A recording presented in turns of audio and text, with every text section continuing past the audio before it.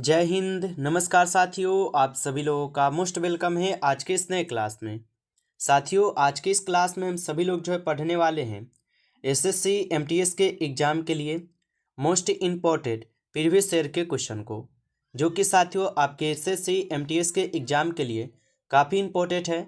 तो आप सभी लोग इस क्लास को बिल्कुल अच्छी तरीके से लास्ट तक देखिएगा और इस क्लास में दिए जाने वाले सभी प्रश्नों को साथियों आप अच्छी तरीके से ज़रूर याद कर लीजिएगा, जिससे कि आप अपने एग्जाम में सभी क्वेश्चन को आसानी तरीके से बना पाएंगे। तो चलिए साथियों, क्लास को स्टार्ट करते हैं। उनसे पहले यदि आप इस चैनल पे पहली बार जुड़े हैं तो आप इस चैनल को साथियों सब्सक्राइब कर लीजिए और सब्सक्राइब करके आप ऑल नोटिफिकेशन को ज़रूर ऑल पे दबा लीजिए, जिससे कि जब भी कोई नई क्लास हो सबसे पहले क्लास का नोटिफिकेशन आपके पास पहुंच सके। तो आप इस चैनल को साथियों सब्सक्राइब कर लीजिए, साथ ही साथ आप इस क्लास को भी लाइक ज़रूर कर लीजिएगा। तो चलिए साथियों, क्लास को स्टार्ट करते हैं और देखिएगा साथियों क्वेश्चन क्या दिया गया है। साथियों क्वेश्चन है कि दास प्रथा का अंत ये किस वर्ष हुआ था। साथियों ये सभी क्वेश्चन काफ़ी इंपॉर्टेंट और सिलेक्टेड क्वेश्चन है आपके एग्जाम के लिए, और यहाँ से क्वेश्चन आपके पेपर में साथियों 100% आएंगे। आप लोग अच्छे से इन प्रश्न को याद कीजिएगा और बताइएगा आप सभी लोग की दास प्रथा का अंत किस वर्ष हुआ था।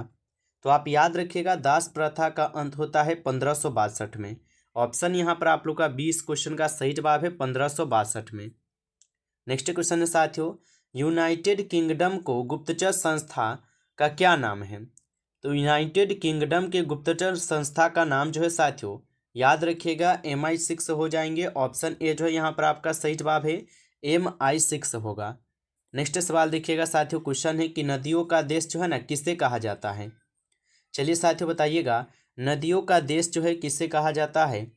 तो नदियों का देश कहे जाते हैं बांग्लादेश को। यहाँ पर ऑप्शन 20 क्वेश्चन का सही जवाब है साथियों, बांग्लादेश को कहे जाते हैं। नेक्स्ट क्वेश्चन देखिएगा, क्वेश्चन है कि चुमार किन दो देशों के मध्य चर्चित है। चलिए बताइएगा साथियों कि चुमार किन दो देशों के मध्य है ना चर्चित हो जाएंगे। तो आप याद रखिएगा, चुमार ये भारत और चीन के मध्य चर्चित है। तो यहाँ पर ऑप्शन डी सही जवाब है इस क्वेश्चन का आंसर, भारत और चीन होगा। नेक्स्ट क्वेश्चन है, सबसे भारी तत्व है। चलिए बताइएगा आप सभी लोग कि सबसे भारी तत्व हो जाएंगे। तो सबसे भारी तत्व है यहाँ पर क्या हो जाएंगे साथियों। तो याद रखिएगा, यहाँ पे इस क्वेश्चन का सही जवाब क्या है। तो ऑप्शन ए इस क्वेश्चन का आपका बिल्कुल सही जवाब हो जाएंगे, याद रखिएगा। नेक्स्ट क्वेश्चन है कि कुनेन किससे प्राप्त होता है। साथियों ये सभी क्वेश्चन है ना काफ़ी इंपॉर्टेंट और VVI सेलेक्टेड क्वेश्चन लिया गया है, और साथियों ये सभी टॉपिक से क्वेश्चन लिए गए हैं, जिससे कि आपके पेपर में 100% साथियों यहाँ से क्वेश्चन देखने को मिलेंगे। और बताइएगा कुनेन किससे प्राप्त होता है। तो आप याद रखिएगा, ये होते हैं सिनकोमा की छाल से। ऑप्शन ए आपका सही जवाब है सिनकोमा की छाल से। नेक्स्ट क्वेश्चन साथियों यहाँ पर कि दीपा कर्माकर किस खेल से संबंधित है। चलिए बताइएगा साथियों, दीपा कर्माकर किस खेल से संबंधित हो जाएंगे। तो यहाँ पे इस क्वेश्चन का सही जवाब क्या होगा। तो यहाँ पे इस क्वेश्चन का आपका सही जवाब है ऑप्शन यहाँ पर बी हो जाएंगे, जिम्नास्टिक हो जाएंगे। ऑप्शन यहाँ पर आप लोग का बी सही जवाब है। नेक्स्ट क्वेश्चन साथियों, क्वेश्चन है कि लाइटिंग किंड किस खिलाड़ी का उपनाम है। बताइए, लाइटिंग किंड किस खिलाड़ी का साथियों उपनाम हो जाएंगे। तो आप याद रख लीजिएगा, ये विश्वनाथन आनंद हो जाएंगे। ऑप्शन डी आपका सही जवाब है, विश्वनाथन आनंद होगा। नेक्स्ट क्वेश्चन है आप सभी लोगों का कि निम्न में से कौन शास्त्रीय भाषा नहीं है। चलिए लगाइएगा आंसर आप सभी लोग कि निम्न में से कौन शास्त्रीय भाषा नहीं है। तो आप याद रखिएगा कि मगही है ये आपके शास्त्रीय भाषा नहीं है। ऑप्शन आपका डी हो जाएगा इस क्वेश्चन का आंसर, मगही हो जाएंगे। नेक्स्ट क्वेश्चन है साथियों आप सभी लोग का कि हरित क्रांति शब्द भारत में पहली बार है ना किसने प्रयोग किया था। तो हरित क्रांति शब्द भारत में पहली बार है ना किसने प्रयोग किया था। तो आप याद रख लीजिएगा कि हरित क्रांति का शब्द है भारत में सबसे पहली बार किसने है ना प्रयोग किया था। तो विलियम गॉड ने किया था। ऑप्शन ए आपका यहाँ पे सही जवाब है, विलियम गॉड। नेक्स्ट क्वेश्चन देखिएगा साथियों, क्वेश्चन है आपका कि भारत के प्रथम कार्यवाहक प्रधानमंत्री कौन बने थे। चलिए साथियों बताइएगा कि भारत के प्रथम कार्यवाहक प्रधानमंत्री कौन थे। तो भारत के प्रथम कार्यवाहक प्रधानमंत्री थे साथियों कौन, गुलजारी लाल नंदा हो जाएंगे। ऑप्शन ए लगा रहे हैं तो आपका सही जवाब है गुलजारी लाल नंदा हो जाएंगे। नेक्स्ट सवाल है साथियों यहाँ पर कि पांडिचेरी का क्षेत्र 3 राज्यों में फैला है, ठीक है। निम्न में से किन राज्य में पांडिचेरी का क्षेत्र नहीं है। बताइए कि पांडिचेरी का क्षेत्र 3 राज्यों में फैला है, और कौन सा राज्य जहाँ पे पांडिचेरी का क्षेत्र नहीं फैला हुआ है, तो आप बताएंगे कि तमिलनाडु, आंध्र प्रदेश, केरल, इन तीनों में है। ठीक है, लेकिन ये कर्नाटक में नहीं है, तो ऑप्शन डी इस क्वेश्चन का सही जवाब हो जाएंगे, याद रखिएगा। नेक्स्ट क्वेश्चन आपका आता है साथियों, लक्षद्वीप का सबसे बड़ा द्वीप समूह है, बताइए साथियों। और साथियों आप लाइक नहीं किए इस क्लास को, तो आपसे छोटा सा रिक्वेस्ट है कि आप सभी लोग इस क्लास को एक बार ज़्यादा से ज़्यादा लाइक कर लीजिएगा, और चैनल पे पहली बार जुड़े होंगे तो आप इस चैनल को सब्सक्राइब करके आप ऑल नोटिफिकेशन को जरूर ऑल पे दबा लीजिएगा, जिससे कि जब भी कोई नई क्लास हो सबसे पहले क्लास का नोटिफिकेशन आपके पास पहुंच सके। तो आप इस चैनल को साथियों सब्सक्राइब जरूर कर लीजिएगा। और बताइए आप सभी लोग कि लक्षद्वीप का सबसे बड़ा द्वीप समूह कौन सा होगा, तो आप याद रख लीजिएगा, ये साथियों आपके अमीन द्वीप हो जाएंगे। ऑप्शन यहाँ पर आप लोग का डी सही जवाब है। चलिए अगला क्वेश्चन देखिएगा। क्वेश्चन है कि मटर का वैज्ञानिक नाम क्या है। चलिए साथियों बताइएगा, मटर का वैज्ञानिक नाम क्या होगा। तो मटर का वैज्ञानिक नाम क्या हो जाएंगे साथियों, तो यहाँ पे इस क्वेश्चन का आपका सही जवाब क्या होगा। तो यहाँ पे इस क्वेश्चन का आपका सही जवाब जो है पाइसम सटाइवम हो जाएंगे। यहाँ पर ऑप्शन डी इस क्वेश्चन का सही जवाब दिए गए हैं साथियों, याद रखिएगा। नेक्स्ट क्वेश्चन आपका आता है, क्वेश्चन है कि क्यूक सिल्वर के नाम से जाना जाता है, बताइए साथियों। क्यूक सिल्वर के नाम से जाना जाता है, तो क्यूक सिल्वर के नाम से साथियों याद रखिएगा मरकरी जानी जाती है। ऑप्शन सी सही जवाब है, मरकरी। अगला क्वेश्चन देखिएगा। क्वेश्चन है एनटीपीसी का स्थापना किस वर्ष में हुआ था, बताइए साथियों कि एनटीपीसी का स्थापना किस वर्ष में हुआ था। तो एनटीपीसी का स्थापना होता है 1975 में। ऑप्शन डी इस क्वेश्चन का सही जवाब है साथियों, 1975 में होता है। नेक्स्ट क्वेश्चन देखिएगा। क्वेश्चन है कि हरित क्रांति किस पंचवर्षीय योजना में शुरू हुई थी। तो हरित क्रांति जो है साथियों ये किस पंचवर्षीय योजना में शुरू हुई थी, तो याद रख लीजिएगा ये चौथी पंचवर्षीय योजना में शुरू होती है हरित क्रांति। ऑप्शन ए आपका सही जवाब होगा। नेक्स्ट क्वेश्चन है साथियों, यहाँ पे जियोग्राफी किसकी रचना है। चलिए बताइएगा आप सभी लोग, जियोग्राफी जो है ये किसकी रचनाएं हो जाएंगे। तो जियोग्राफी हो जाएंगे स्ट्रेबो के। ऑप्शन यहाँ पर ए सही जवाब है, स्ट्रेबो हो जाएंगे। नेक्स्ट क्वेश्चन देखेंगे साथियों। क्वेश्चन है, और क्वेश्चन क्या है आप लोगों का, क्वेश्चन दिया गया साथियों कि विश्व मौसम विज्ञान दिवस जो है ना ये कब मनाया जाता है। तो विश्व मौसम विज्ञान दिवस जो है साथियों कब मनाया जाता है, तो आप याद रख लीजिएगा ये आपके 23 मार्च को मनाई जाती है। ऑप्शन डी इस क्वेश्चन का सही जवाब है, याद रखेंगे। नेक्स्ट क्वेश्चन है साथियों आप लोग का, अपनी पसंद की व्यक्ति से विवाह करने का अधिकार भारतीय संविधान के किस अनुच्छेद का अभिन्न अंग है। चलिए साथियों बताइए कि अपनी पसंद के व्यक्ति से विवाह करने का अधिकार भारतीय संविधान के किस अनुच्छेद का अभिन्न अंग है, तो आप बताएंगे ये अनुच्छेद 21 का है। ऑप्शन यहाँ पर आप लोग का जो है सी सही जवाब है, अनुच्छेद 21 हो जाएंगे। नेक्स्ट क्वेश्चन देखिएगा साथियों। क्वेश्चन है कि गढ़कटंगा का युद्ध अकबर ने किस वर्ष में लड़ा था, बताइए। गढ़कटंगा का युद्ध अकबर ने किस वर्ष में लड़ा था, तो आप बता देंगे कि ये 1564 में लड़ता है। ऑप्शन ए सही जवाब है, 1564 में।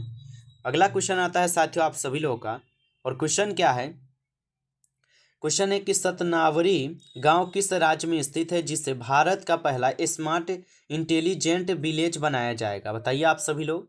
तो सतनावरी गांव किस राज्य में स्थित है जिसे भारत का पहला स्मार्ट इंटेलिजेंट विलेज बनाया जाएगा, तो साथियों आप याद रख लीजिएगा ये आपके महाराष्ट्र हो जाएंगे। ऑप्शन बी इस क्वेश्चन का सही जवाब है, महाराष्ट्र। अगला क्वेश्चन आपका आता है। क्वेश्चन है निम्नलिखित में से किस अधिवेशन में कांग्रेस का विभाजन हुआ था। चलिए बताइए साथियों कि निम्नलिखित में से किस अधिवेशन में कांग्रेस का विभाजन हुआ था, तो आप याद रखिएगा कांग्रेस का विभाजन सूरत अधिवेशन 1907 होता है, जिसमें ऑप्शन यहाँ पर आप लोग का डी सही जवाब है, सूरत अधिवेशन 1907। अगला क्वेश्चन है पर्यावरण का संरक्षण तथा संवर्धन और वन तथा वन्यजीवों की रक्षा किस अनुच्छेद से संबंधित है। तो पर्यावरण का संरक्षण तथा संवर्धन और वन तथा वन्यजीवों की जो रक्षा ये किस अनुच्छेद से संबंधित है, तो ये अनुच्छेद 48 के क से संबंधित है। ऑप्शन सी सही जवाब है, अनुच्छेद 48 के क। नेक्स्ट क्वेश्चन देखिएगा। क्वेश्चन है कि पूरी तरह सौर ऊर्जा से चलने वाली भारत की पहली विधानसभा कौन बन गई है। तो पूरी तरह सौर ऊर्जा से चलने वाली भारत की पहली विधानसभा कौन बन गई है, तो दिल्ली विधानसभा बन गई है। ऑप्शन यहाँ पर आप लोग का सही जवाब है, दिल्ली विधानसभा। अगला क्वेश्चन देखिएगा। क्वेश्चन है आपका कि भारत के अटॉर्नी जनरल से कौन सा आर्टिकल संबंधित है। तो भारत के अटॉर्नी जनरल से कौन सा आर्टिकल संबंधित है, तो याद रखिएगा अनुच्छेद 76 है, अनुच्छेद 76 है। आप लोग अच्छे से इनको याद रखिएगा। नेक्स्ट क्वेश्चन आता है कि किस आर्टिकल के तहत राष्ट्रपति को क्षमादान का शक्ति प्राप्त होती है। चलिए साथियों बताइएगा कि किस आर्टिकल के तहत जो है राष्ट्रपति को क्षमादान की शक्ति प्राप्त है। तो आप याद रखिएगा ये साथियों आर्टिकल आपके 72 हो जाएंगे। यहाँ पे ऑप्शन बी इस क्वेश्चन का सही जवाब है। अनुच्छेद 72 के तहत राष्ट्रपति को क्षमादान की शक्ति प्राप्त है। अगला क्वेश्चन देखेंगे साथियों। क्वेश्चन है कि निम्न में से कौन आर्टिकल समान नागरिक संहिता से संबंधित है। बताइएगा कि निम्न में से कौन सा आर्टिकल है जो समान नागरिक संहिता से संबंधित है। तो आप याद रख लीजिएगा साथियों ये हो जाएंगे अनुच्छेद 44। यहाँ पर आप सभी लोग का जो है सही जवाब है अनुच्छेद 44 आप सभी लोग याद रखेंगे। अगला क्वेश्चन आता है साथियों आप सभी लोग का कि किस आर्टिकल में ग्राम पंचायत के बारे में बताया गया है। बताइए आप सभी लोग कि किस आर्टिकल में ग्राम पंचायत के बारे में बताए गए हैं। तो आप याद रखिएगा कि आर्टिकल आपके 40 में जो है ग्राम पंचायत के बारे में बताई जाती है। तो अनुच्छेद 40 इस क्वेश्चन का सही जवाब होगा। नेक्स्ट क्वेश्चन देखेंगे साथियों। क्वेश्चन है कि राष्ट्रपति पर महाभियोग की प्रक्रिया का वर्णन किस आर्टिकल में जो है ना किया गया है। तो राष्ट्रपति पर महाभियोग की प्रक्रिया का वर्णन किस आर्टिकल में की गई है। तो आप अच्छे से याद रख लीजिएगा ये हो जाएंगे यहाँ पर सही जवाब क्या। तो आप बता दोगे अनुच्छेद 61 हो जाएंगे। ठीक है ऑप्शन यहाँ पर आप लोग का बी सही जवाब है आर्टिकल 61 हो जाएंगे। चलिए आगे देखिएगा। क्वेश्चन आपका आता है कि संसद का वर्णन किस आर्टिकल में किया गया है। चलिए साथियों बताइएगा संसद का वर्णन किस आर्टिकल में किया गया है। तो याद रखिएगा संसद का वर्णन जो है आर्टिकल आपके 79 में की जाती है। ऑप्शन यहाँ पर आप लोग का 20 सही जवाब है अनुच्छेद 79 में की गई है। आप इसको अच्छे से याद रखेंगे। चलिए अगला प्रश्न देखिएगा साथियों। आपका क्वेश्चन है राज्यसभा की संरचना से संबंधित कौन सा आर्टिकल है। चलिए बताइएगा राज्यसभा की संरचना से संबंधित कौन सा आर्टिकल है। तो आप याद रखिएगा कि राज्यसभा की संरचना से संबंधित आर्टिकल आपके 18 हो जाएंगे। ऑप्शन ए यहाँ पे सही जवाब है आर्टिकल 18। आप अच्छे से इनको याद में रखेंगे। नेक्स्ट क्वेश्चन है साथियों आप लोग का कि लोकसभा की संरचना से संबंधित कौन सा आर्टिकल है। चलिए बताइएगा आंसर क्या होगा। लोकसभा की संरचना से संबंधित कौन सा आर्टिकल है। तो लोकसभा की संरचना से संबंधित आर्टिकल कौन हो जाएंगे। तो आप अच्छे से इनको याद रख लीजिएगा साथियों ये आपके आर्टिकल 81 है। ऑप्शन यहाँ पर आप लोग का डी सही जवाब है।